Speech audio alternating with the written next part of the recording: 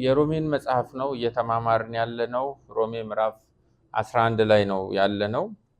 ባለፈው ከአንድ ሳምንት በፊት ቁጥር 22 ላይ ነበር ያቆምን። ምናልባት የመጽሐፉ ትዝታ ውስጥ ተመልሶ ለመግባት እንዲያመቸን ሮሜ ምዕራፍ 16 ምዕራፎች ነው ያሉት የሮሜ መጽሐፍ። 16ቱን በ3 ከፍለን ነው እየተማማርን የመጣ ነው። የመጀመሪያው ከምዕራፍ 1 እስከ ምዕራፍ 8 ያለው ነው። ሁለተኛው ደግሞ መሃል ላይ ምዕራፍ 9 ምዕራፍ 10 እና ምዕራፍ 11 ናቸው። የመጨረሻው ሶስተኛው ክፍል ከምዕራፍ 12 ጀምሮ እስከ ምዕራፍ 16 ነው። እንግዲህ በዚህ መጽሐፍ ጳውሎስ በተለይ በመጀመሪያዎቹ 8 ምዕራፎች ውስጥ አንድ ሰው በክርስቶስ ኢየሱስ አምኜ ድኛለሁ የሚል ሰው የመዳን ዕውቀቱ ምን መምሰል እንዳለበት የሚያስተምርበት ነው። በተለይ ለሮም ቤተክርስቲያን በክርስቶስ ኢየሱስ በመስቀል ላይ እግዚአብሔር የሰራውን ስራ የጸጋ ዴፊኒሽን ሕጉ ምን እንደሆነ ከምን አይነት ነገሮች እንደዳንን በዝርዝር ጥያቄ እየጠየቀ እየሞገተ ከብሉይ ኪዳንም ብዙ መጽሐፍትን እየጠቀሰ እየገለጠ የወንጌልን ብርሃን ያበራባቸው ምዕራፎች ናቸው። ከዚህ ከእግዚአብሔር የማዳን ዕቅድ ጋር ተያይዞ ደግሞ እንደተመረጠ ሕዝብ እንደ ኪዳን ሕዝብ እስራኤላውያን የቱጋ ነው ቦታቸው የሚለውን ደግሞ በሶስቱ ምዕራፎች ውስጥ ዲል ያደረገበት ነው። ምዕራፍ 9 ምዕራፍ 10 እና ምዕራፍ 11 እንግዲህ ከምዕራፍ 12 በኋላ ያስተማረውን ትምህርት እንግዲህ በምድር ላይ ስንመላለስ እንዴት ባለ ማነር መመላለስ እንዳለብን ምክር የሚሰጥበት ነው። ምንድነው ትምህርት ብቻ ነው እንዳንል ከህይወት ጋር ተጨባጭ በሆኑ መልኩ የሚያስረዳባቸው ናቸው። ከምዕራፍ 12 እስከ ምዕራፍ 16 እንግዲህ በእነኚህ መሃል ላይ ባሉ ሶስቱ ምዕራፎች ውስጥ ነው ያለነው። እስራኤል እንደተመረጠ ህዝብ ለአሕዛብ የደረሰው የእግዚአብሔር የማዳን ስራ ይመለከተዋል ወይ? ከተመለከተውስ እንዴት ነው? እነሱስ የቱጋ ነው ቦታቸው የሚለውን ዲቴል ገብቶ የሚመራመርበት ነው። ምዕራፍ 11 በጳውሎስ ዘመን የነበሩ በሮም ቤተክርስቲያን ያሉ አሕዛብ በእስራኤላውያን ላይ የሚያጉረመርሙበት ምዕራፍ ነው። ማለት እነሱ ቦታቸውን ረስተው በቃል ኪዳን ህዝቡ ላይ ያላቸውን ጤናማ ያልሆነ አመለካከት እየጠቀሰ ይሞግታል። የአይሁዶች ወንጌልን አለመቀበል ከምን አይነት ሁኔታ እንደመነጨም ይናገራል። በዚህ ምዕራፍ ካስታወሳችሁ ምዕራፍ 10 ከቁጥር 18 ጀምሮ እስከ ሮሜ ምዕራፍ 11 ቁጥር 7 ድረስ አይሁዳውያን ኢየሱስን ለምንድን ነው የማይቀበሉት የሚለውን 4 ጠንካራ ጥያቄዎች ይጠይቃል። አንደኛ ባይሰሙ ነው ወይ? ወንጌል ስላልሰሙ ነው ወይ? አሕዛብ እሺ ብለው ለወንጌል ልባቸውን አንበርክከዋል። እስራኤላውያን ግን ሊቀበሉ አልቻሉም። ሁሉም መንፈሳዊ ፕሪቪሌጆች ተሰጥቷቸው እነሱ ግን የክርስቶስን ወንጌል መቀበል አልፈለጉም። ስለዚህ ብሎ አንደኛው ባይሰሙ ነው ወይ እላለሁ ይላል። አይ ሰምተዋል። ያለ መስማት ችግር አይደለም እስራኤላዊ ያለው። ሁለተኛው ባያውቁ ነው ወይ እላለሁ። ስለማያውቁ ነው ወይ? የእግዚአብሔር ምስጢር የማይገባው ህዝብ ስለሆኑ ነው ወይ? አይደለም፣ ያውቃሉ። እግዚአብሔር የማያስተውል ህዝብ ያለው እስራኤልን ሳይሆን አሕዛብን ነው። ስለዚህ እስራኤላውያን ስለማያውቁ አይደለም የክርስቶስን ወንጌል የተቃወሙት ይላል። ሶስተኛው እንግዲህ እግዚአብሔር ጣላቸውን እላለሁ። ታዲያ ሰምተውም እያወቁም ወንጌልን ካልተቀበሉ በቃ እግዚአብሔር ጥሏቸው ነው ወይ ይላለሁ። እግዚአብሔር አይጥልም። እግዚአብሔር የያዘውን አይጥልም። ሰው ከለቀቀ ይለቀው ይሆናል እንጂ የሚለቅ እጅ አይደለም የእግዚአብሔር እጅ፣ የሰው እጅ ነው የሚለቀው። ስለዚህ እግዚአብሔር ለቃሉ ታማኝ፣ ቃሉን የማይሽር በዘመናት በትውልድ መካከል ሁሉ እንደ ሐሳቡ ጸንቶ የሚቆም ነው። ኮንሲስተንሲ ያለው አምላክ ነው። ስለዚህ እግዚአብሔር ጥሏቸው አይደለም ይላል። እንግዲህ ምንድነው ይላል አራተኛው ጥያቄ ቁጥር 7 ላይ። ታዲያ ይሄ ሁሉ ሆኖ እንደተመረጠ የእግዚአብሔር ሕዝብ ቅርሱ እግዚአብሔር እንደሆነ ሕዝብ ለምንድን ነው ወንጌልን እንዲናይ ያደረጉት የማይቀበሉ? የብዙ የአይሁዳውያን ወንጌልን አለመቀበል በሮሜ ቤተክርስቲያን ባሉ አሕዛቦች ዘንድ አላስፈላጊ አመለካከቶችን ፈጥሯል። እነኚህ ሰዎች እየሰሙ እያወቁ እግዚአብሔርም ሳይጥላቸው ወንጌልን አንቀበልም ብለዋል። ያልተቀበሉበት ምክንያት ደግሞ ምን እንደሆነ በመጠየቅም በማብራራትም ጳውሎስ አስተምሯል። በሙሴም በነቢያቱም በዳዊትም ስለነሱ የልብ ድንዛዜ ከዚህ ቀደም እግዚአብሔር ተንብዮአል። ማዕዳቸው አሽክላና ወጥመድ ይሆንባቸው ብሏል። እግዚአብሔር የሰጣቸው የሕይወት እንጀራ በልተው የዘላለምን ሕይወት የሚያገኙበት ሳይሆን የተሰናከሉበት ሆኖባቸዋል። ጀርባቸው ጎብጧል። ወደ ሕይወት መንገድ ለመምጣት የፈጠኑ አይደሉም። በማያስፈልጉ ነገሮች ትከሻቸው የጎበጠባቸው ሰዎች ናቸው። ልባቸው ደንዝዟል፣ ያያሉ አያስተውሉም፣ ይሰማሉ አይረዱም፣ አይምሯቸው አያጠናም። እንደዚህ ባለ ድንዛዜ ላይ ናቸው። እግዚአብሔርም እስከዛሬ ድረስ የእንቅልፍ መንፈስ ለቆባቸዋል። በተመሳሳይ ምክንያቶች ነው ወንጌልን እስራኤላውያን መቀበል የማይችሉት ብሎ ጳውሎስ ትንታኔ ሰጥቷል። እዚህ ትንታኔ ላይ ደግሞ ቆመው አህዛብ ይበልጡኑ እስራኤላውያንን ቁልቁል እያዩአቸው ይሄንን ነገራቸውን ደግሞ ጳውሎስ ዲል አድርጎታል። በተለይ ከቁጥር 13 እስከ ቁጥር 22 እስካቆምንበት ድረስ ይሄንን የአህዛብን አላስፈላጊ አመለካከት በእስራኤላውያን የልብ ድንዛዜ ላይ አህዛብ ያዳበሩትን የተሳሳተ ቅኝት እንደ እግዚአብሔር ቃል ወቅሷል፣ ሞግቷል። ምዕራፍ 11 በተለይ ከቁጥር 1 እስከ ቁጥር 10 ይሄን ብትይዙት ምዕራፉን ለመረዳት ይረዳቸዋል። ሮሜ ምዕራፍ 11 ከቁጥር 1 እስከ ቁጥር 10 የእስራኤላውያን መጣል ሙሉ መጣል እንዳልሆነ ያብራራበት ነው። እግዚአብሔር ሁሉንም እስራኤላውያንን አይደለም ሪጀክት ያደረገው ብሎ ማስረጃ ያቀርባል። ከምዕራፍ 11 ከቁጥር 1 እስከ ቁጥር 10 ሁሉም እስራኤላውያን ከእግዚአብሔር እንዳልተጣሉ ለማስረጃነት የጠቀሳቸው ነገሮች አሉ። አንደኛው እዛው ቁጥር 1 ላይ ያለ እንግዲህ እግዚአብሔር ሕዝቡን ጣላቸውን እላለሁ ማለት ሙሉ በሙሉ እስራኤል ተጥሏል እላለሁ አይደለም። ምን ማስረጃ አለ? እኔ ደግሞ እስራኤላዊና ከአብርሃም ዘር ከብንያም ወገን የሆንኩ ነኝ። እኔ ሕያው ምስክር አለው። እግዚአብሔር ሁሉንም እስራኤላዊ አልፈልግም ብሎ ላለመጣሉ አንዱና አይነተኛው ማስረጃ ይህን መልእክት ምጽፍላችሁ ሰው የአብርሃም ዘር ነኝ፣ እስራኤላዊ ነኝ፣ ከብንያም ወገን ነኝ ብሏል። ሁለተኛው ማስረጃ ቁጥር 5 ላይ ነው ያለው። እኔ ብቻ ደግሞ አይደለሁም። በዚህ ዘመን እግዚአብሔር በጸጋ መርጦ ያስቀራቸው በጸጋ የተመረጡ ምኖች አሉ፣ ቅሬታዎች አሉ፣ ትሩፋኖች አሉት። እኔ ብቻ አይደለሁም። እነሱም ሌላ ማስረጃ ናቸው። እግዚአብሔር እስራኤልን ሙሉ በሙሉ ላለመተው ሁላቸውንም ላለመጣሉ ከእኔ ቀጥሎ ማስረጃው በሮም ቤተክርስቲያን ውስጥ ያሉ ቢሊቪንግ ማይኖሪቲዎች ናቸው። አይሁዳዊ የሆኑ በቁጥር አናሳ የሆኑ አማኞችም አሉ። ስለዚህ እግዚአብሔር እስራኤልን ሙሉ በሙሉ ምን አላረገም? አልጣለም። ሶስተኛው ማስረጃ ቁጥር 16 ላይ ያስቀመጠው ነው። ስሩ ቅዱስ ከሆነ ቅርንጫፎቹ ምንድን ናቸው? ቅዱሳን ናቸው። ቅርንጫፎቹ እስራኤላውያን ናቸው። አሁን አናምንም፣ ወንጌልን አንቀበልም ያሉ እስራኤላውያን ናቸው ቅርንጫፎቹ ብለናል። ስሩ ደግሞ ማን ነው ብለናል? የእስራኤል አያቶች ናቸው፣ አባቶች ናቸው። እነ አብርሃም፣ እነ ይስሐቅ፣ እነ ያዕቆብ። እነሱ ደግሞ ሕያው የሆኑ እንደ ሐውልት ተተክሎ የቆመ ምስክር ናቸው። እነሱም እግዚአብሔር የመረጣቸው ናቸው። አያቶቻቸው፣ አባቶቻቸው፣ ነቢያቶቻቸው በዘመናት ሁሉ እግዚአብሔር ታላቅ ስሙን የገለጠባቸው የእግዚአብሔር እንቁዎች አሉት ይሄ ሕዝብ። እነሱ የተጣሉ አይደሉም፣ ማስረጃ አለ ነው የሚለው። እስራኤላውያን ሙሉ በሙሉ ምን የሆኑ አይደሉም፣ የተጣሉ አይደሉም። ከምዕራፍ 11 ከቁጥር 1 እስከ 10 ይሄን ነው የሚያስተምረው ጳውሎስ። ምዕራፍ 11 ከቁጥር 11 ጀምሮ ደግሞ እስከ ቁጥር 32 ይሄንንም ብትይዙት ጥሩ ነው። የተጣሉት የተጣሉት ተመልሰው እስከማይድኑ ድረስ ነው ወይ የሚለውን ጥያቄ ይመልሳል። እሺ ሁሉም እስራኤላዊ አልተጣለም ብለሃል። አይነተኛው ማስረጃ አንተ ራስህ አለህ። አማኝ የሆኑ አይሁዶች አሉ፣ በጸጋ የተመረጡ ትሩፋን አሉ፣ የእስራኤል አያቶች አሉ። እነዚህን እንደ ማስረጃ ወስደን እግዚአብሔር ሙሉ እስራኤልን ካስታውት አላረገም ብለን እንቀበል።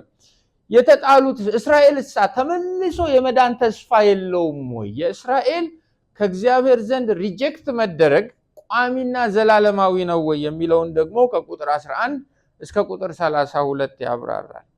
ቁጥር 11 ላይ ጥያቄ ይጠይቃል ካስታወሳችሁ። እንግዲያውስ እስከማይድኑ ድረስ ተሰናከሉ ወይ እላለሁ? አይደለም ይላል።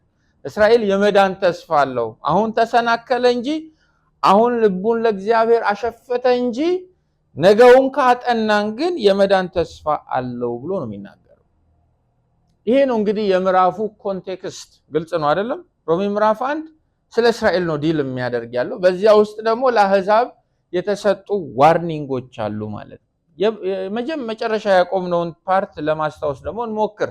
ከቁጥር 19 እስከ ቁጥር 22 ያለው ጳውሎስ ቢያንስ 5 ማስጠንቀቂያ ያዘሉ ምክሮችን እስራኤላውያንን በተመለከተ በሮም ቤተክርስቲያን ላሉ አህዛብ ይሰጣል። ማስጠንቀቂያው የተሰጠው ለአህዛብ ነው። የመጀመሪያው አንተ አህዛብ እንግዲህ እስራኤል ልቡን አሸፍቷል። ሁሉም እስራኤል ደግሞ አልተጣለም። እስራኤል ደግሞ የመዳን ተስፋ እስካይኖረው ድረስ ከእግዚአብሔር ሪጀክት የተደረገ ህዝብ አይደለም። ለሱ ደግሞ ማስረጃዎችም አቀርባለሁ።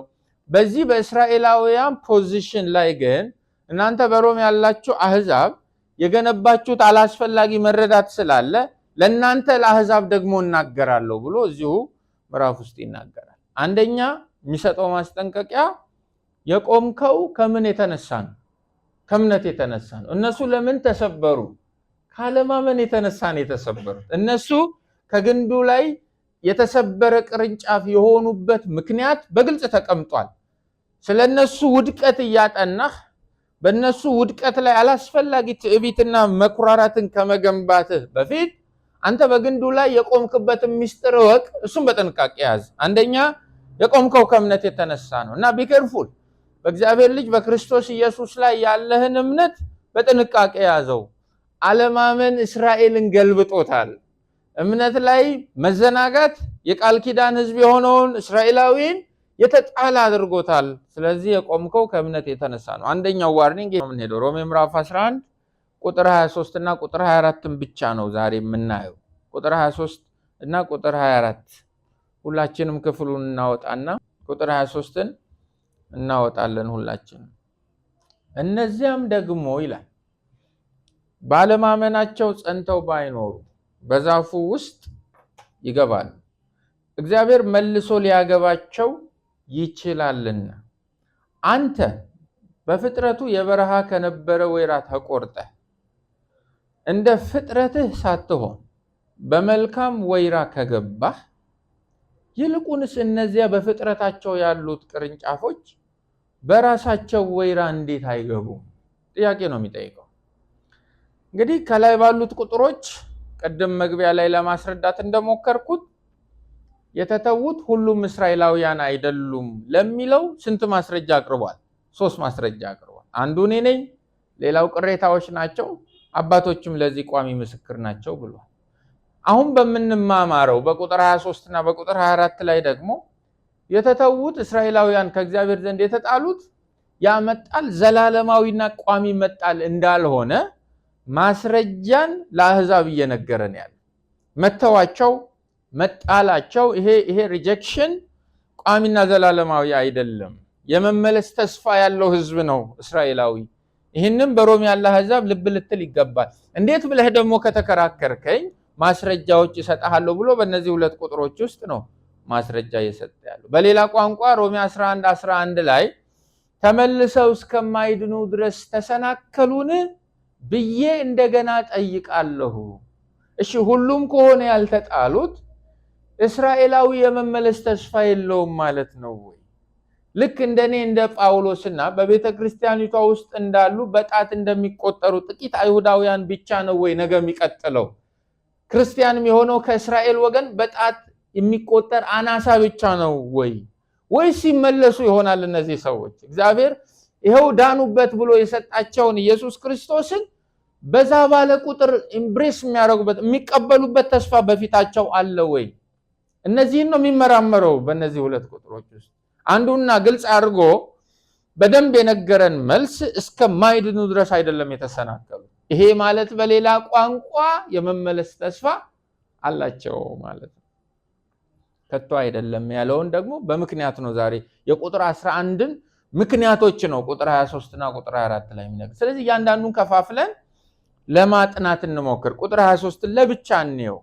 እነዚያም ደግሞ ይላል አንደኛው ስለሆኑ የሚያወራላቸው ሰዎች አሉ ባለማመናቸው ጸንተው ባይኖሩ።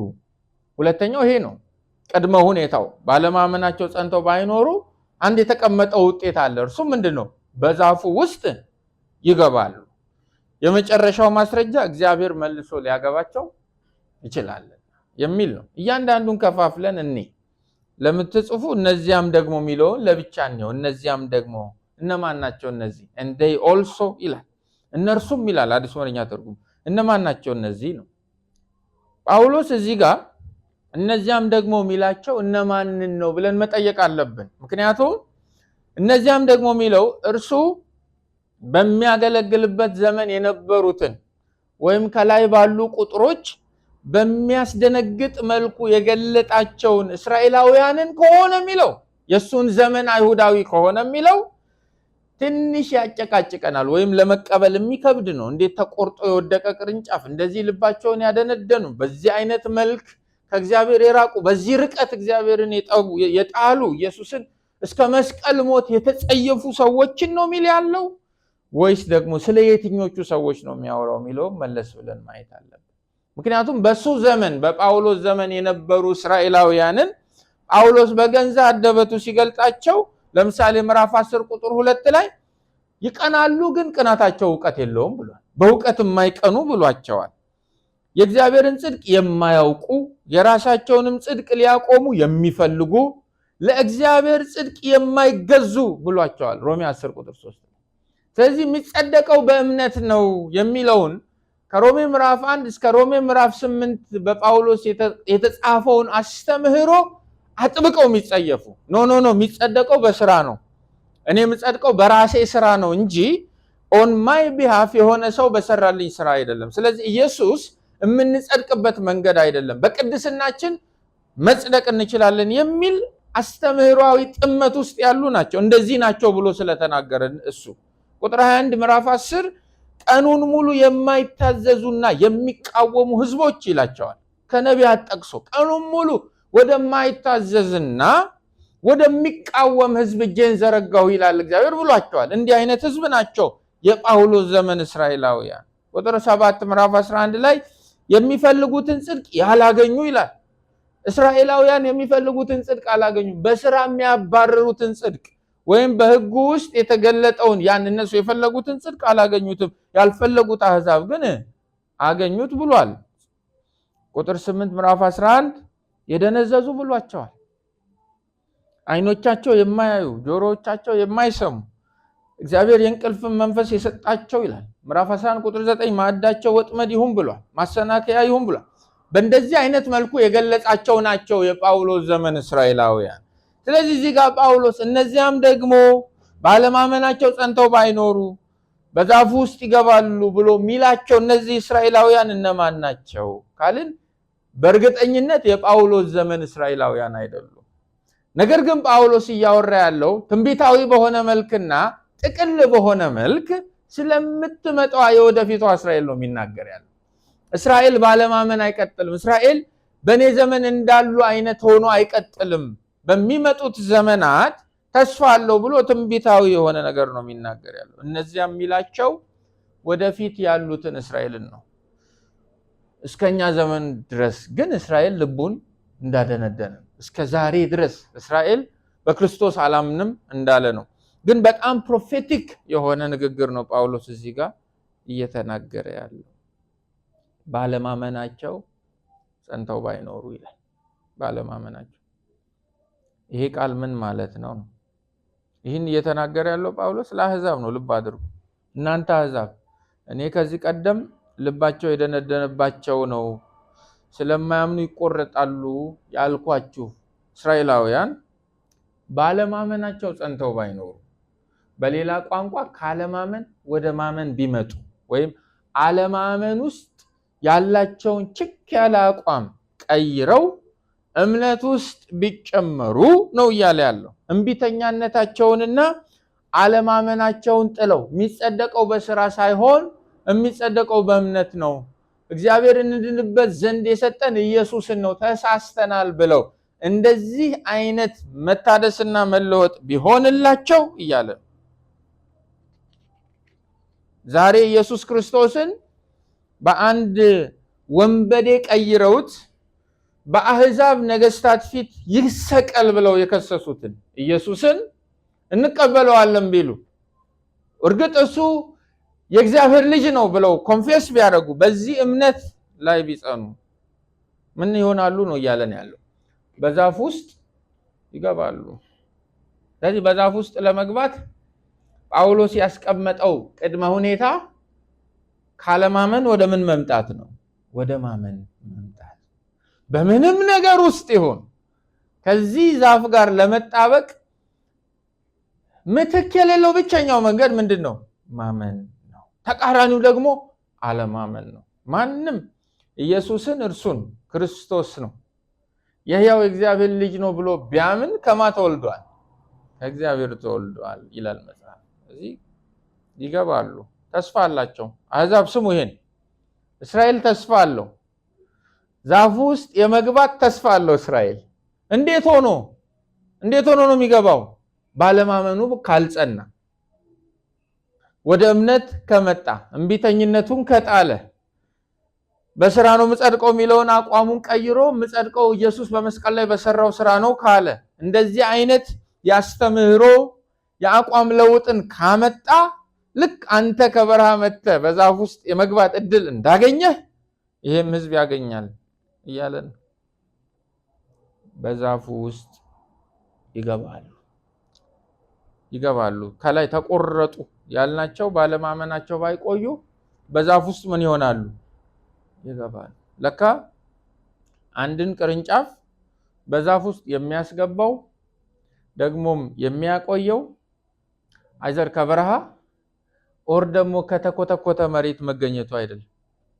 ለካ የክርስትና ግንድ በሆነው በኢየሱስ ክርስቶስ ላይ ሰዎችን እንዲጣበቁም እንዳይጣበቁም የሚያደርጋቸው አይዘር ከአሕዛብ ኦር ከእስራኤል ወገን መሆናቸው አይደለም። አንድ ነው ቅድመ ሁኔታው፣ እምነት ማመን። ለዚህ ነው ከእምነት የተነሳ ምን ሆነሃል? ቆመሃል። እነሱስ ካለማመን የተነሳ ምን ሆነዋል? ተሰብረዋል። ስለዚህ መስፈርቱ እምነት ነው እያላቸው አለማመንን ከተው አለማመን ውስጥ ያላቸውን ፐርሲስተንስ አቁመው እምነት ውስጥ ያላቸውን ፐርሲስተንስ ቢጀምሩ እነሱም በዛፍ ውስጥ ምን ይሆናሉ? ይገባሉ። ስለዚህ የእስራኤል ክርስትናን የመቀበል ተስፋ ስሙኝ በደንብ 100% የተመሰረተው እስራኤላዊ በመሆናቸው ላይ ሳይሆን በማመናቸው እምነት ላይ ብቻ። እምነት ደግሞ ብሔር የለውም። እምነት ፓርሻሊቲ የለውም። እምነት ምንም አይነት ፌቨሪቲዝም የለውም። የሚያምን ሁሉ የጌታን ስም የሚጠራ ሁሉ ብሏል ምዕራፍ 10 ላይ ይድናል ብሏል። በወንጌል አላፍርም ብሎናል ምዕራፍ 1 ቁጥር 16 እና 17። ለምን ደሞ አታፍረው? በወንጌል የእግዚአብሔር ጽድቅ ምን ሆኗል? ተገልጧል። በወንጌል የተገለጠው የእግዚአብሔር ጽድቅ ደግሞ ከመጀመሪያ እስከ መጨረሻ በምን የሆነ ነው? በእምነት የሆነ ነው። አስቀድሞ ለአይሁዳዊ ቀጥሎም ለግሪክ ሰው ከዛም ሶስተኛ መሰለፍ ይችላል። ነገር ግን በወንጌል የተገለጠው የእግዚአብሔር ጽድቅ ከመጀመሪያ እስከ መጨረሻ ኦፕሬት የሚያደርገው በአንድ ነገር ነው። እሱም ምንድነው? እምነት። ስለዚህ አይሁዳዊ፣ እስራኤላዊ አሁን ተቆርጠው ደንዝዘው ልባቸውን ለወንጌል ቆልፈው በክርስቶስ ላይ ጠላት የሆኑ ሰዎች አለማመን ውስጥ ያላቸው መጽናት አቋርጠው እምነት ውስጥ ቢጨመሩ እነሱም ምን ይሆናሉ? ይገባሉ። ጌታ እምነታችንን ይጠብቅልን። አሜን። እምነት ዘንድሮ እንጀራ መብያ ሆኗል።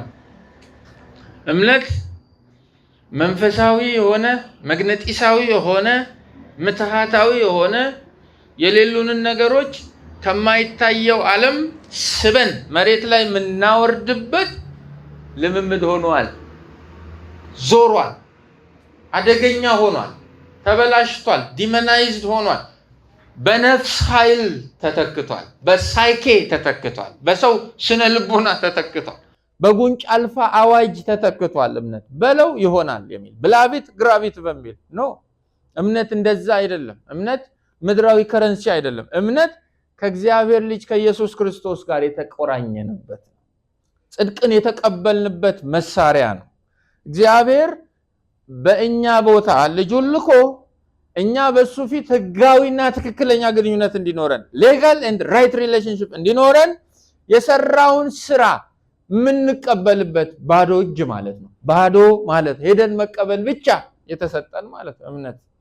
እነሱ ወደዚህ ቢመጡ የደራረቡትን የሃይማኖት ካባ አውልቀው እጸድቅ ብለው የሚሰሩትን ስራ አቋርጠው በየሰንበቱ በየመንገድ ማዕዘኑ እታይ ብለው የሚያደርጓቸውን ነገሮች ሁሉ አቁመው እንጸድቅ ዘንድ ኢየሱስ በመስቀል ላይ የሰራው ስራ በቂ ነው ብለው በእግዚአብሔር ልጅ ካመኑ እነሱም ወደ ዛፉ ምን ይሆናሉ? ይገባሉ። ከዚህ እኔና እናንተም ያልተቆረጥ ነው። እኔና እናንተም በእግዚአብሔር ቤት ጸንተን መቆም የቻል ነው በክርስቶስ ላይ ምን ስላለን? እምነት ስላለን። ልክ ቅድም እንደዘመሩልን እንዳንደራደር ጌታ ይርዳል። አሜን። በልጁ በክርስቶስ ኢየሱስ ላይ ምንም አይነት ድርድር የጸና የእምነት አቋም ጌታ ይስጠን።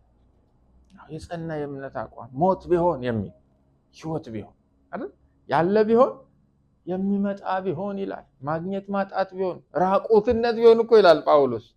ምንም አይነት ነገር በክርስቶስ ኢየሱስ ካገኘነው ከእግዚአብሔር ፍቅር ሊለየን እንደማይችል እኛም እንደ ጳውሎስ መረዳት አለብን። ተረድቻለሁ፣ for I am persuaded, for I am convicted። እዚህ ኮንቪክሽን ላይ ደርሻለሁ ነው የሚለው። ጌታ ይርዳን። እነሱም ካመኑ ምንድነው የሚከለክላቸው ይላል። ይህን ሲል አህዛብ ምን የሚመስለው ይመስላችኋል? ወይም ምን የሚያስብ ይመስላችኋል? አህዛብ አመጣጡን የረሳ አማኝ እሱ የተጣሉ ናቸው ያላቸው ሰዎች ሚድኑ አይመስለውም። ሰምታችሁኛል አይደል? እግዚአብሔር ከየት ጉድ እንዳመጣው የሚረሳ አማኝ ከመጣ በኋላ የተጣሉ ያላቸው ሰዎች እንደሱ ቢመለሱ አይመስለውም። እኛ በጣም አስቸጋሪ ነን። አህዛብ አስቸግሯል። ሮም ቤተክርስቲያን አይደለም እስራኤል እያለ ነው። ሰው እንዴት ነው ኢየሱስን ያህል ነገር ሰቅሎ ይሰቀል ብሎ አልፈልግም ይውጣልኝ ብሎ ኢየሱስን ብቻ አይደለም ስለ ኢየሱስ የሚሰብኩ ሰዎችንም ቁልቁል እየሰቀለ በአርባ በትር እየነረተ እንደ ወደቀ እንስሳ እየቀጠቀጠ ያለ ህዝብ ደግሞ እኛን አህዛብን ካልተገረዛችሁ ሚል ለወጉ ለስርዓቱ ካልዋልን የሚንቀን የረከሱ ቡችሎች ውሾች የሚለን ህዝብ እንዴት ሆኖ ነው ይድናል የምትለው ይላል አህዛብ። ወይ አህዛብ ሁሌ እንደረሳ እኮ ነው። አህዛብ ሁሌ ነው የምንረሳው። ባይዘይ እኛ ኬት እንደመጣን ሁሌ ስለምንረሳ የፈሪሳውያን ወንበር ላይ ነው ሄደ። ዘመናዊ ፈሪሳዊ የሰለጠነ ፈሪሳዊ አለ ታውቃላችሁ? የሚፈርድ ማለት ነው። ጊዜው የኛ ነው የሚል ሌሎች ሁሉ በእግዚአብሔር ፊት ስፍራ የሌላቸው የሚመስለው ሰው አለ። ሰይጣን እንጂ የሰይጣነ ሰው የለም። አሜን። ያለው ሰይጣን ነው እንጂ የሰው ሰይጣን የለም። ታውቃላችሁ አይደለም? እኛ አብዶ ከተማ ላይ እርቃኑን በሚሄድ ሰው ውስጥ መዳን የሚችል ነፍስ እናያለን። አሜን። ይሄ ነው የአማኝ ንጽረተ ዓለም። አብዶ እርቃኑን በመንገድ ላይ እየሄደ ባለ በመናየው በዚያ ሰው ውስጥ ማን የፈጠረው ነፍስ አለ? እግዚአብሔር የፈጠረው ነፍስ አለ። መዳን ይችላል አይችልም? ይችላል። አንዳንዴ አመጣጣችንን ስንረሳ እኛ የተጣሉ ናቸው ያልናቸው ሰዎች ክርስቶስን አምነው የእግዚአብሔር ብርቅ የሚሆኑ አይመስልም።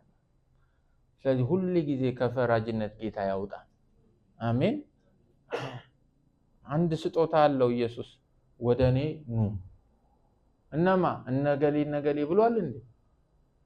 እሺ ወንጌልን ለማስበው ለነገሌ እነገሌ ወንጌልን የመስማት እድል የላቸውም ይላል እንዴ?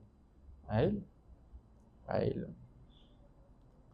አህዛብ እስራኤላውያን ዛሬ የተቃወሙትን ወንጌል ነገ ሊቀበሉት ይችላሉ የሚለውን ትምህርት መቀበል በጣም ነው የከበዳቸው። ለዚህ ነው ጳውሎስ ማስረጃ ያቀርባል። አንደኛው ማስረጃ አንዱ እንደሚቀበሉ ማመን ያለባችሁ ለምን እንደሆነ አንደኛ ልንገራችሁ። ባለማመናቸው ጸንተው ካልኖሩ ወደ እምነት ከተመለሱ ምን ስለሆነ ነው የማይቀበሉት? ምን ስለሆነ? አህዛብ ሳያውቀው ወንጌልን የማርጎታል የግል አንጡራ ሀብቱ አድርጎታል። አንዳንድ ሰው ኢየሱስ ንብረቱ ነው። አንዳንድ ሰው መንፈስ ቅዱስ ንብረቱ ነው።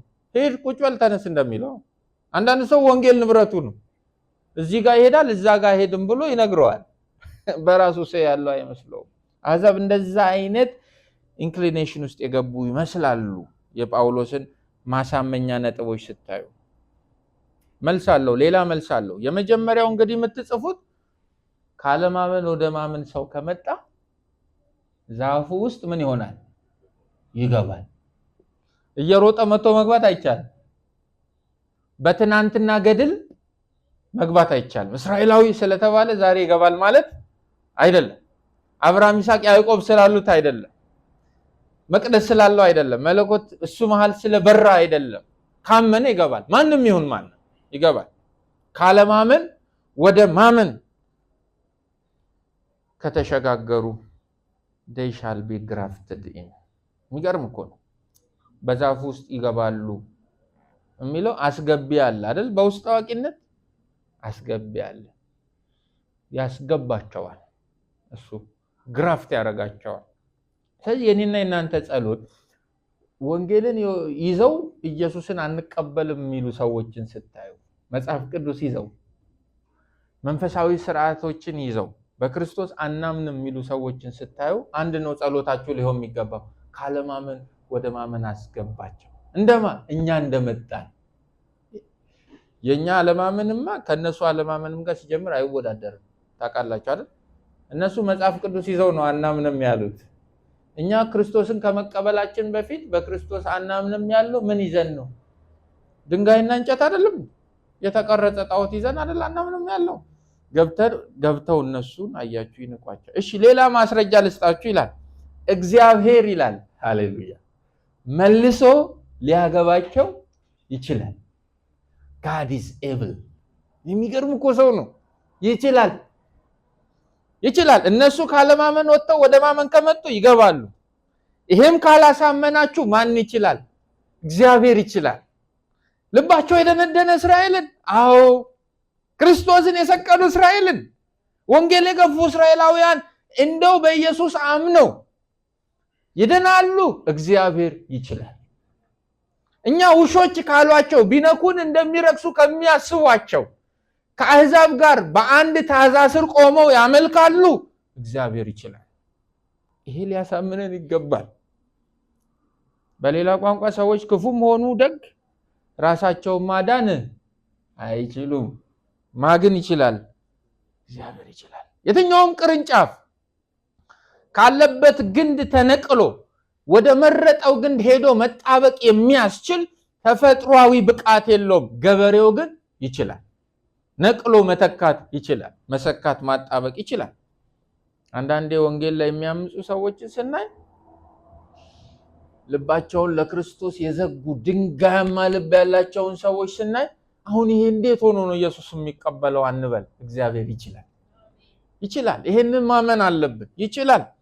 እኔና እናንተ የእግዚአብሔር ፈንታዎች አይደለን። የእግዚአብሔር አፈ ንጉስ አይደለን። አሁን እንዲያስባል ነገ እንደዛ አስቧል አንልም። ይችላል። ክብር ለስሙ ይሁን። ሰዎች በባህሪያቸው ክፉ ስለሆኑ መዳን አይችሉም፣ ደጎች ስለሆኑ ግን ይድናሉ ብለን እኛ እንደዛ እናስብም። ማዳን የማን ነው? የእግዚአብሔር ነው። ይችላል። ከእግዚአብሔር ውጭ ማን እስራኤላዊን ያድነዋል? ይችላል። የትኛው የወንጌል ሰባኪ፣ የትኛው ከእግዚአብሔር ጸጋ የተቀበለ ሰው ነው ዛሬ በእስራኤል እምብርት ቁጭ ብሎ ኢየሱስ የእግዚአብሔር ልጅ ነው ብሎ የሚሰብካቸው? እግዚአብሔር ግን ይችላል ይላል ጳውሎስ። ይችላል። ኢሳይያስ ምዕራፍ 43 ቁጥር 11 እኔ ይላል እኔ እግዚአብሔር ነኝ፣ ከእኔ ሌላ የሚያድን የለም ይላል። ማን ነው የሚያድነው? እግዚአብሔር ነው። ፕሊስ የነፍሳት መዳንን ከናንተ የአገልግሎት ስጦታ ከናንተ የንግግር ክህሎት ጋር አታያይዙት። የሚያድነው ማን ነው? እግዚአብሔር ነው። ሰዎች መዳንም ያለባቸው በማን ነው? በእግዚአብሔር ነው። ይችላል ነው የሚለው። ማቴዎስ 19 ላይ ተመሳሳይ ነገር መድኃኒታችን ይናገራል። ማቴዎስ 19 ከቁጥር 23 ጀምሮ ኢየሱስም ለደቀ መዛሙርቱ እውነት እላችኋለሁ ለባለጠጋ ወደ መንግስተ ሰማያት መግባት ጭንቅ ነው አለ። በነገራችን ላይ መግባት ጭንቅ ነው ማለትና አይገባም ይለያያል አይደለም? አዎ ይገባል፣ ግን መግባቱ ምንድነው? ጭንቅ ነው ይላል። ዳግመኛም እላችኋለሁ ባለጠጋ ወደ እግዚአብሔር መንግስት ከሚገባ ግመል በመርፌ ቀዳዳ ቢገባ ይቀላል አለ። ተመልከቱ መልሳቸው። ደቀ መዛሙርቱም ሰምተው እጅግ ተገረሙና እንኪያስ ማን ሊድን ይችላል አሉ። እንዲህ ከሆነ ከላይ እኮ አንድ ባለጠጋ አስቀይሞ ነው ኢየሱስ አይደለም? አስቀይሟል። ባለጠጋ ያለህን ሽጥ ማለት ነው ማስቀየም ባለጠጋ እንጂ ትባረካለህ አያስቀይመውም ባለጠጋ። እስቲ ያለህን ሽጥ ብዙ እንዲሰጥህ ቀንስ ጎተራ ቀንስ ስትሉት ያዝናል ባለጠጋ። እንደዛ ብሎ እኮ ነው ጭንቅ እኮ ነው አለ። ግመል በመርፌ ቀዳዳ ለመግባት ማነስ አለበት። ባለጠጋ ማነስ ይቸግረዋል። እግሩን መቁረጥ አንገቱን መቁረጥ ይቸግረዋል እንጂ ያው ምሳሌ ተለጥጦ አይተረጎምም። ግመል ሲል ሀብቱን ነው ታውቃላችሁ አይደል? ሀብቱን ነው። 3 መኪና አለው። አንድ ሲቀንስ 2 ይሆናል አይደል?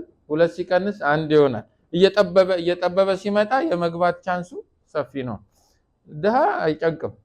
ሹልክ ነው የገባው። በምሳሌው አውደ የሚቀንሰው ነገር የለም። ድሃ ውስጡ ላይ የሚቀንሰው በመኪና በምን የማይተኩ ነገሮች ነው። ምኞቱን ይሆናል ወይ ድሃ የሚቀንሰው እንዲህ አትመኝ ይሆንልሃል፣ ግን እንዲህ አትመኝ ይሆናል። ምሳሌ ኤኒዌይስ ጌታ እድሜና ዘመን ይስጠን ወንጌላትን እንድንማማር እና ማን ይችላል ብለው መለሱለት። ተመልከቱ ኢየሱስም እነርሱን ተመልክቶ ይላል። ተመልክቶ እኮ ከተባለ ተመልክቶ ነው አይደለም? ታውቁ ወይ ጉድ እንዴት ነው የሚሰሙት እያለ ይመስለኛል። እንዴት ነው የሚረዱት? እኔ አሁን ሰው አይደለም አልኩ እንዴ? ጭንቅ ነው ሲገባ በመርፌ ጭንቅ ነው ይመስለኛል ስሜቱ። ተመልክቶ ይህ በሰው ዘንድ አይቻልም፣ በእግዚአብሔር ዘንድ ግን ሁሉ ይቻላል። አሜን። እግዚአብሔር ያድናል ይታደግማል አይደለም ተብሎ የተነገረን? ይችላል እግዚአብሔር ይላቸዋል። እናንተ አሕዛብ ይችላል እግዚአብሔር።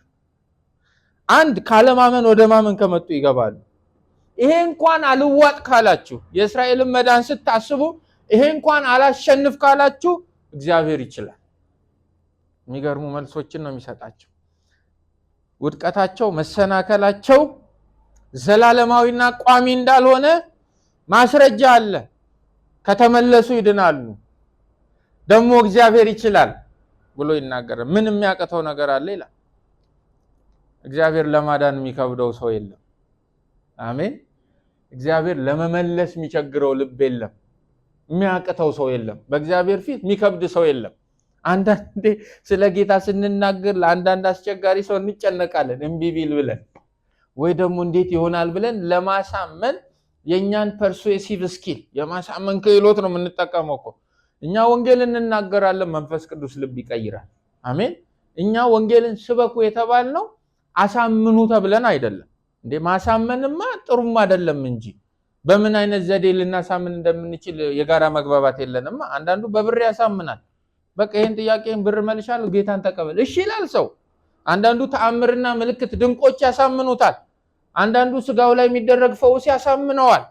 አንዳንዱ የመጣለት ትንቢት ጌታን እንዲቀበል ያደርገዋል። እነኚህ ነገሮች ያጠሩና የቀሩ ቀን ሮጦ ይወጣል ከቤት ኖ።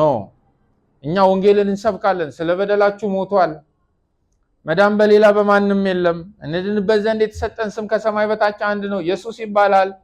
እመኑ ተቀበሉ ክርስቶስን፣ ከሚመጣው የዘላለም ቁጣ ትተርፋላችሁ፣ ቀን ሳለ ድምፁን ስሙት ብለን ተናግረን እንሄዳለን። ድንጋያማውን ልብ የስጋ ልብ አድርጎ ግን የሚቀይረው ማን ነው? መንፈስ ቅዱስ። ስለዚህ እኛ ሰውን አናድንም። አሜን። ሰዎች የሚያድነው ማን ነው? እግዚአብሔር ነው። እኛስ የድነትን ወንጌል እንሰብካለን። የቀረው የመንፈስ ቅዱስ ስራ ነው። የስራ ክፍፍል ችግር ስላለ ነው ወንጌል ስርጭት ላይ። አንዳንድ ሰው የመንፈስ ቅዱስ ስራን ካልሰራው ይላል አትሄዳትም፣ ዛሬ ጌታን ካልተቀበልክ ትሞታለህ ይላል። ለምንድን ነው የምናስበው? ለምን ሰው ፈርቶ ጌታን ይቀበላል? ምን ሄደም አልሄደም ኦልሬዲ እኮ ሞቷል። ያልተቀበለ ሰው አይደለም፣ በክርስቶስ ያላመነ ሰው ኦልሬዲ ሞቷል። የግድ መኪና ገይቶ እስኪገለው አንጠብቅም። ሞቷል። ከሞት በታች ነው ያለው። እኛ ሚናችን ይሰብሰብ፣ የመንፈስ ቅዱስ ስራ ላይ እንዳንገባ ጌታ ይርዳል። አይቹ ሰው የመንፈስ ቅዱስን ስራ ለመስራት እግሩን ሲከት የነፍስ ኃይል መገለጥ ይጀምራል። የስነ ልቦና ኃይል መገለጥ ይጀምራል። ምናልባትም የአጋንንት መንፈስም ሊሰራ ይጀምራል። እኛ ወንጌል እንናገራለን፣ መንፈስ ቅዱስ ደግሞ ይሰራል። አብሮ መሰከረለት አይደል የተባለው?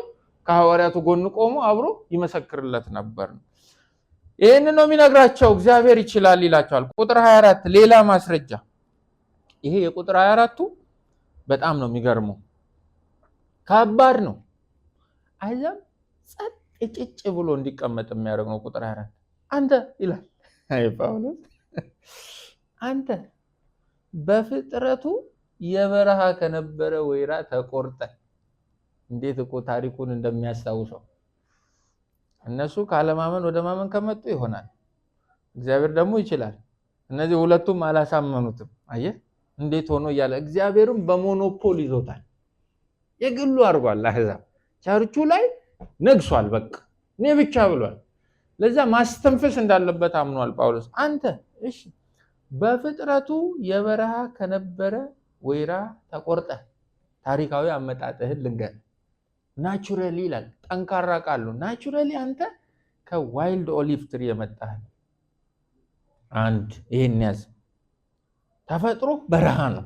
ሁለት እንደ ፍጥረትህ ሳትሆን በመልካም ወይራ ከገባ ያንተ ናቹራል ያልሆነ ሰፈር መጣህ። ያንተ ኔቸር ይታወቃል፣ ዋይልድ ኦሊቭ ትሪ በረሃ ነው።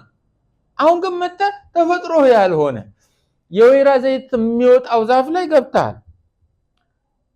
ይልቅንስ እነዚያ በፍጥረታቸው ያሉ ቅርንጫፎች በራሳቸው ወይራ እንዴት አይገቡም? መልስልኝ። ምን ስለሆኑ ነው ማይድኑት እያለ ነው። በሌላ ቋንቋ ጳውሎስ እያለ ያለው እንደው ስሙኝ በጌታ በጣም ለማድረግ በጣም ከባድ የሆነው ነገር እኮ እስራኤልን መመለስ አይደለም፣ አንተም ማምጣት እኮ ነው ከባዱ። በሆርቲካልቸር አንድ ቅርንጫፍ አላፈራ ካለ ትቆርጡና ሄዳችሁ የምታመጡት የማያፈራ ቅርንጫፍ ነው እንዴ? የማያፈራ ቅርንጫፍ ታመጣላችሁ? የሚያፈራ ነው እንጂ የምታመጡት። ይሄ እኮ ሕግ የጣሳ ከየት ተሄዷል? የወይራ ዘይት የሚወጣው ዛፍ የማያፈሩ ቅርንጫፎቹ ምን አደረገ? ቆረጠ። ከዛ ሄዶ የሚያፈራ ቅርንጫፍ አይደለም ያመጣው፣ ከበረሃ ወይራ ነው ያመጣው። በጣም አነጋጋሪ መሆን ያለበት፣ ለማመንም ከባድ መሆን ያለበት የእስራኤል ይመለሳሉ ትንቢታዊ ተስፋ ሳይሆን ያንተ መምጣት ነው እያለ ነው። ያንተ መምጣት ካስገረመንም ሊያስገርመን የሚገባው ከበረሃ ቅርንጫፍ መጥተህ የገባው አንተ እንጂ ናቹራሊ እዛ የነበሩትማ ይመለሳሉ ሲባል ብዙም አይደንቅም። በሌላ ቋንቋ አሕዛብ የእስራኤልን አምላክ እግዚአብሔርን አምኖ መቀበል ከሆነልን አሕዛብ የማንን አምላክ? የእስራኤልን አምላክ እግዚአብሔርን አምኖ መቀበል ከሆነለት እስራኤል እንዴት ሆኖ ነው የራሱን አምላክ እግዚአብሔርን ነገ አምኖ መቀበል ማይሆንለት? በአጭር ቃል ጳውሎስ ምን እያለን? እንኳን እስራኤል ይቅርና አንተም ክርስቲያን ሆነሃል እያለ አንተ ራሱ ጌታን ተቀብለሃል እያለ ምንም ታሪክ የሌለ አንተ ራሱ ቸርች ውስጥ እያመለክ ነው። ችግሩ እያስቸገርከን ነው፣ እነሱ አይድኑም። ከዚህ በላይ አይለጠጥ። ለማንኛውም አንተ የእነርሱ በሆነ የወይራ ዛፍ መግባት ከተፈቀደልህ እነርሱ የራሳቸው በሆነው የወይራ ዛፍ እንዴት መግባት አይፈቀድላቸውም? እንዴት ነው እንዲህ ማሰብ የቻልከው? እግዚአብሔርን እንዴት አድርገህ ነው በአንተ ቅጥር ውስጥ አጥር ያዝከው? በአንተ ድንበር ውስጥ ቆለፍከው? ከኔ ውጪ ላሰራልክ። ስለዚህ እናንተ አሕዛብ የአይሁዶችን የመመለስ ተስፋ ስታስቡ እርግጠኞች መሆን ከፈለጋችሁ አንደኛ ካለማመን ወደ ማመን ከመጡ ዛፍ ውስጥ ይገባሉ። ሁለተኛ እግዚአብሔር ይችላል፣ እግዚአብሔር ያድናቸዋል። ሶስተኛ እናንተም እኮ መጣችኋል። ስለዚህ ራሳችሁን እዩ ይላል ጳውሎስ። ራሳችሁን እዩ፣ ራሳችሁን እዩ፣ እንዴት እንደመጣችሁ እዩ። አንዳንድ ሰዎች የመመለስ ተስፋ የሌላቸው አይምሰላችሁ፣ እናንተም ተመልሳችኋል። የመዳን ተስፋ የሌላቸው አይምሰላችሁ፣ እናንተም ድናችኋል። ይሄ እኛን ምን ማድረግ አለበት? አሁን በሮም ቤተክርስቲያን በአሕዛብና በእስራኤላዊ መካከል ያለው መለያየት፣ እዛ ላይ ደግሞ ጳውሎስ ቆሞ እያስተማር ያለው እንዲህ ያለው ትምህርት በዚህ ዘመን ያለነውን እኛን ምንድነው ማድረግ ያለበት? ወንጌል የኔና የናንተ አይደለም። አሜን። ክርስትና የኔና የናንተ አንጡራ ሀብት አይደለም። በቀዳሚነት ቢሎንጊንግነሱ የእግዚአብሔር ነው። የእግዚአብሔር ክርስትና ነው ያለው። የእግዚአብሔር ወንጌል ነው ያለው። የእግዚአብሔር መጽሐፍ ቅዱስ ነው ያለው። የእግዚአብሔር መንፈስ ነው ያለው። የእግዚአብሔር ክብር ነው ያለው። የእግዚአብሔር ልጅ ነው ያለው እንጂ የነገሌ የለም። አሜን። የኛ አይደለም፣ ንብረትነቱ የኛ አይደለም። ስለዚህ ሁሉ እንዲድኑ ክብርት ቤተክርስቲያን በሯን ትከፍታለች። ሁሉ እንዲድኑ በብሔር፣ በቋንቋ፣ በላይክ ማይንድድ ግሩፕ፣ በተፈጠረ በእንደዚህ አይነት ነገር የተፈጠረ ማህበር ሊኖር አይችልም ማለት ነው። አይችልም ማለት የአሕዛብ ቤተክርስቲያን የለም ማለት የእስራኤል የሚባል ቤተክርስቲያን የለም ማለት የእንትን ብሔር የሚባል ቸርች የለም የእነንትና የሚባል ቸርች የለም። ያለው የእግዚአብሔር ቤተክርስቲያን የእግዚአብሔር ቤተክርስቲያን ደግሞ አዳራሹ ሰፊ ነው። አሜን። የከበሩ ሪዘርቭድ የሆኑ ወንበሮች አሉት በውጭ ይላሉ ገና ለሚመጡ እግዚአብሔር ያዘጋጀው የከበረ ቦታ አለ። ከአሕዛብ አላስፈላጊ ትዕቢትና መኩራራት እኛ ትምህርት መውሰድ አለብን። ወንጌል ላይ እጃችንን እንዳንከት ጌታ ይርዳል። አሜን። ወንጌል ላይ ሄደን ቁብ እንዳንል እኔ እንዳልኩት ነው ወንጌል እንዳንል አሕዛብ ይሄ ነው ያሳታቸው። ስለዚህ ይመለሳል። እስራኤል የመመለስ ተስፋ አለው። ለእናንተ ለአሕዛብ ይሄን እነግራለሁ። አመጣጣችሁን ረስታችኋል። እንዴት እንደመጣችሁ፣ ማን እንዳመጣችሁ፣ ለምን እንደመጣችሁ፣ ከየት እንደመጣችሁ ረስታችኋል። እስራኤል ተመሳሳይ የሆነ መርሳት ነው ዛሬ ቀንዱ የተሰበረ ከብት ያደረገው። ከክብር ወርዶ እግዚአብሔርን ንቆ በጨለማ ውስጥ እየዳከረ ያለው እስራኤል እንዲህ በልቡ ትዕቢተኛ ስለነበር ነው። እናንተም አሕዛብ በእናንተ የተገለጠው የእግዚአብሔር ወንጌል ተመሳሳይ ተግዳሮት እንዳይደርስበት ከነሱ ውድቀት ተማሩ ነው የጳውሎስ መልእክት። አስረን እንጨርስ። ይሄን ሁለት ቁጥር ጳውሎስ ከቁጥር 22 የእስራኤላውያን መተው ሙሉ በሙሉ እንዳልሆነ እስከ ቁጥር 22 ከምዕራፍ 11 ከቁጥር 1 ጀምሮ እስከ ቁጥር 10 እስከ ቁጥር 22 የእስራኤላውያን መተው ሪጀክሽናቸው ሙሉ እንዳልሆነ ለማስረዳት ሶስት ማስረጃ ጠቅሶልናል። ቀደም ያለው አንዱ እኔ ደግሞ እስራኤላዊ ነኝ የሚል ነው። ሁለት ቅሬታዎች አሉ። ሶስት አያቶቻቸው አባቶቻቸው ሀጊያስ በሚለው ቃል ትርጉም ለእግዚአብሔር የተለዩ ናቸው። በእነኚህ ሶስት ምክንያቶች ሁሉም እስራኤላዊ አይደለም የተጣለው አሉ ዛሬም ነው የሚል ያለው። ሁለተኛው ደግሞ ቁጥር 23 እና ቁጥር 24 ላይ መተዋቸው ተመልሰው እስከማይድኑ ድረስ አይደለም። የንስሐ ቻንስ የሌለው የመመለስ ቻንስ የሌለው ነገ ተነጎዳ ከ10 20 ዓመት በኋላ የሚወለድ እስራኤላዊ ተመልሶ ወንጌልን የመስማት እድል እስካይኖረው ድረስ ምንጩ የደረቀ ተጣሞ ያለ የተቆለመመ ህዝብ አይደለም። ተስፋ አለው በሶስት ምክንያት። አንድ ካለማመን ወደ እምነት ከመጡ፣ ሁለት እግዚአብሔር ስለሚችል፣ ሶስተኛ የእናንተ አመጣጥ በቂ ማስረጃ ነው። እናንተ ከመጣችሁ እነሱ ምን ይሆናሉ? ይመጣሉ። እግዚአብሔር ይርዳን። አሜን። የእግዚአብሔር ፈንታዎች እንዳንሆን እግዚአብሔር ይርዳን። የልቡን ሐሳብ ማን ያውቃል? እናውቃለን። በቀጣይ ቁጥሮች ላይ ጳውሎስ ወደ ምስጋና ነው የሚገባው። የሚገርም ነው አምላካችን ይላል። ነገሩን ሁሉ ከራሱ ለራሱና በራሱ የሚያደርግ አምላክ ነው። እኛም ኢኩዌሽን ውስጥ ቦታ የለንም። የሚሰራውን ያውቃል። ስራው እንዴት ይደንቃል፣ እንዴት ጥልቅ ነው፣ እንዴት የሚገርም ነው እያለ ወደ ማወደስ ነው የሚሄደው። ተስፋ አላቸው እነሱም የመዳን ይላልና እኛም ይሄንን ልብ ጌታ ይፍጠርልን።